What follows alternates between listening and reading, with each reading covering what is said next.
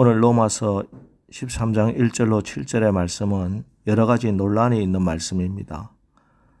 13장 1절에 각 사람은 위에 있는 권세들에게 굴복하라 라는 이 말씀을 교회가 정권을 잡은 사람에게 무조건 복종하고 그 방침에 따라야 한다는 것으로 해석해서 부당한 권력의 편에서 아부한 부끄러운 역사가 있기 때문입니다. 그러나 이 말씀은 불의한 권력을 인정하고 이에 복종해야 한다는 말씀은 아닙니다. 성경을 제대로 이해하려면 그 말씀이 나오게 된 배경과 의도를 잘 살펴보아야 합니다. 바울이 이 로마서를 쓸 때 유대인들은 로마의 속국으로 있었고 많은 유대인들이 이 로마로부터 해방을 원하고 있었습니다. 그리고 특히 문제가 되었던 것은 예수님의 제자들도 한때 그랬던 것처럼 하나님 나라를 로마의 속박으로부터 벗어나는 정치적인 해방으로만 생각하는 경향이 있었습니다. 그래서 나는 하나님 나라의 백성이기 때문에 더 이상 로마의 법을 따를 필요가 없다 하고 주장하는 사람들이 생겨난 것이지요. 이것은 기독교의 선교에 큰 걸림돌로 작용할 수 있는 위험이 있었습니다. 그래서 바울은 불필요하게 기독교가 정치적인 문제에 빠져들거나 문제를 야기하는 것을 경계할 필요를 느끼고 이 말씀을 하고 있는 것입니다. 만일 어떤 사람이 가정교육이 우선이다 라는 말을 했을 때 이 말을 공교육은 필요가 없다, 학교에 갈 필요가 없다 라는 근거로 사용한다면 그것은 분명히 그 말의 본뜻을 왜곡하는 것이 될 것입니다.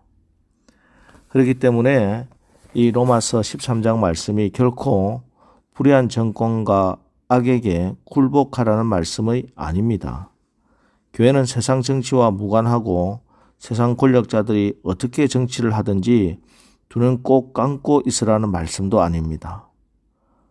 바로 앞장 로마서 12장에서도 말씀했듯이 성경에서 일관되게 가르치고 있는 것은 선으로 악을 이기라는 것이지 악에게 굴복하라는 말씀은 결코 없습니다.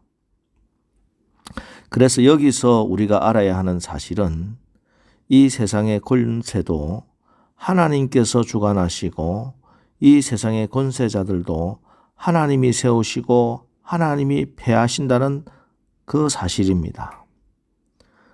우리가 다니엘서를 펴보면은 지금 다니엘이 처한 환경이 나옵니다.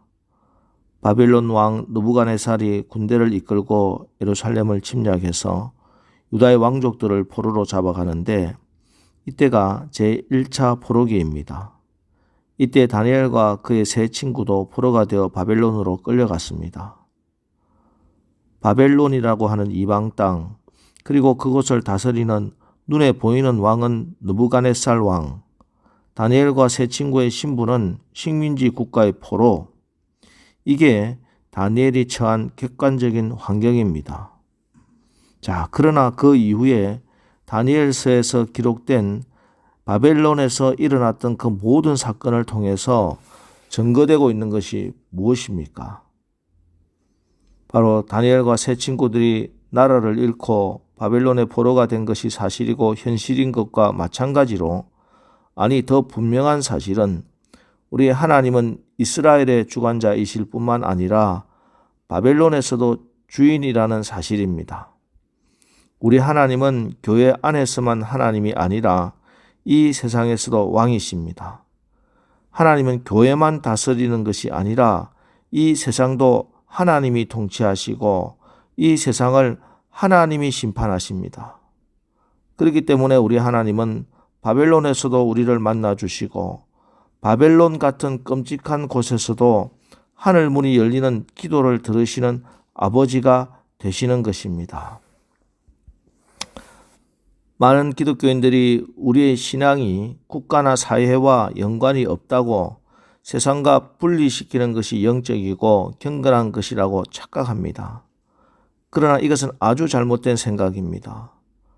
하나님께서 권세와 권세자들을 사용하셔서 하나님의 일을 이루어 가시는데 하나님의 사람들이 그것과 무관할 수는 없는 것입니다. 자, 그렇다고 이것을 어떤 기독교 정치 세력화를 해야 된다 하는 말씀은 아닙니다. 또 기독교 정당을 만들어 정치 세력화를 하자 하는 말도 아니지요. 그것 때문에 바울이 이 말씀을 적고 있는 것입니다. 우리는 로마서 13장을 읽으면서 온 세상을 창조하신 분도 하나님이시고 하나님께서 이 국가와 권력을 사용하신다는 것을 믿고 그 국가와 권력이 올바르게 서게 하기 위해서 하나님 나라가 이 땅에 이루어지게 기도하고 또 영적인 전쟁을 해 나가야 할 것입니다. 예수님의 하나님 나라의 비전을 품고 기도하면서 이 땅에 하나님 나라가 임할 수 있도록 우리가 헌신되어야 한다는 말씀입니다. 그럼 어떻게 하나님 나라가 이 땅에 임하게 되는가? 그것은 바로 우리 가운데 하나님께서 통치하시게 하는 것입니다. 우리가 하나님의 법이 통치하는 것, 생명의 성령의 법이 지배를 받는 것입니다. 바로 우리부터, 우리 가정에서부터, 우리 교회에서부터 예수님의 계명을 지키는 것입니다. 하나님 나라의 법, 예수님의 계명이 무엇입니까? 8절, 피차 사랑의 빚 외에는 아무에게든지 아무 빚도 지지 말라. 남을 사랑하는 자는 율법을 다 이루었느니라. 사랑하는 것입니다.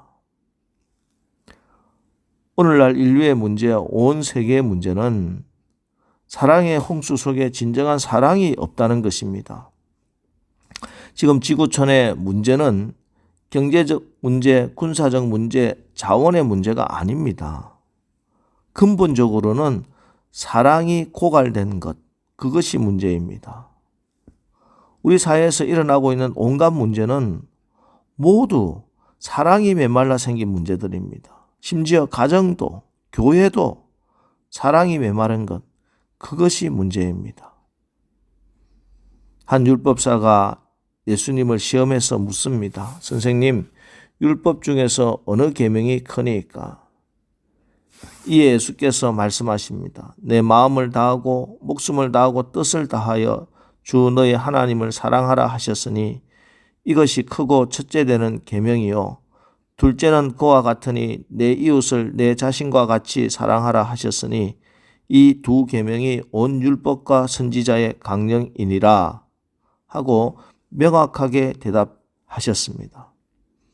계명 중에 첫 번째 계명이 사랑하라는 계명입니다. 그래서 오늘 말씀처럼 그러므로 사랑은 율법의 완성이 되는 것이죠. 그래서 사랑하는 것이 바로 하나님의 법을 따르는 것입니다. 우리가 사랑하면 우리 가운데 하나님 나라가 임하게 됩니다. 여러분 오늘 하루 사시면서 저와 여러분에게 성령께서 충만하게 임하셔서 우리의 삶 가운데 사랑의 열매가 풍성히 맺히는 하나님 나라가 임하는 오늘 하루가 되시기를 주님의 이름으로 축원합니다.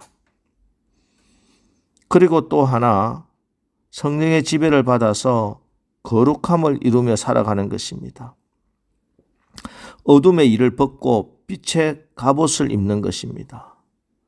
낮에와 같이 단정히 행하고 방탕하거나 술 취하지 말며 음란하거나 호색하지 말며 다투거나 시기하지 말고 오직 주 예수 그리스도로 옷 입고 정욕을 위하여 육신의 일을 도모하지 않는 것입니다. 우리가 지금 살고 있는 우리의 치열한 영적 전쟁터 삶의 현장 가운데 우리가 그곳에서 악한 사단 마귀의 세력을 멸하고 하나님 나라의 능력이 나타나는 것은 거룩이라고 하는 것입니다. 하나님 나라를 확장하는 영적 전쟁의 승패는 우리가 얼마나 거룩해질 수 있느냐의 싸움입니다. 우리가 무릎을 바알에게 꿇지 않고 그 입을 바알에게 맞추지 아니하는 7천의 남은 자가 되어야 하겠습니다. 거룩함이라고 하는 것이 무엇입니까? 여러분, 세상 사람과 다르게 사는 것이 바로 거룩함입니다. 생각하는 것과 행동하는 것과 습관과 심지어 외모까지도 세상 사람과는 달라져야 한다는 것입니다. 세상 사람들이 아무리 방탕하고 술 취하고 음란하고 호색해도 우리는 오직 그리스도로 옷 입고 정욕을 위해 육신의 일을 도모하지 말고 어둠의 세상과 다르게 구별되어 변화가 되어 살아갈 때 그곳에 하나님의 통치, 하나님 나라가 임하게 될 것입니다.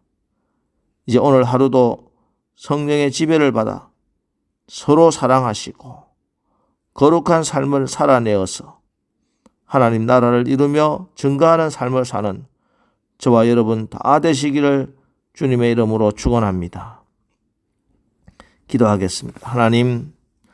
하나님께서 온 세상을 창조하시고 하나님께서 이 국가와 권력을 사용하신다는 것을 믿습니다.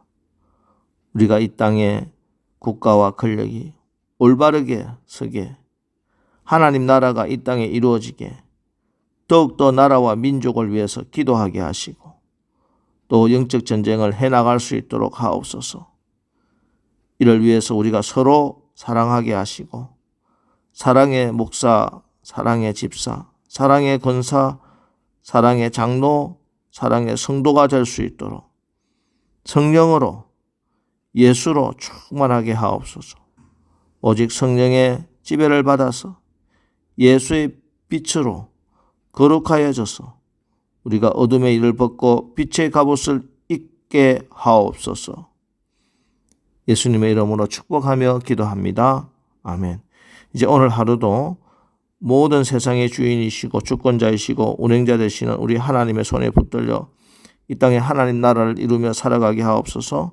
오늘 말씀 붙들고 우리 기도하고 또 나가겠습니다. 우리 다 같이 기도하겠습니다.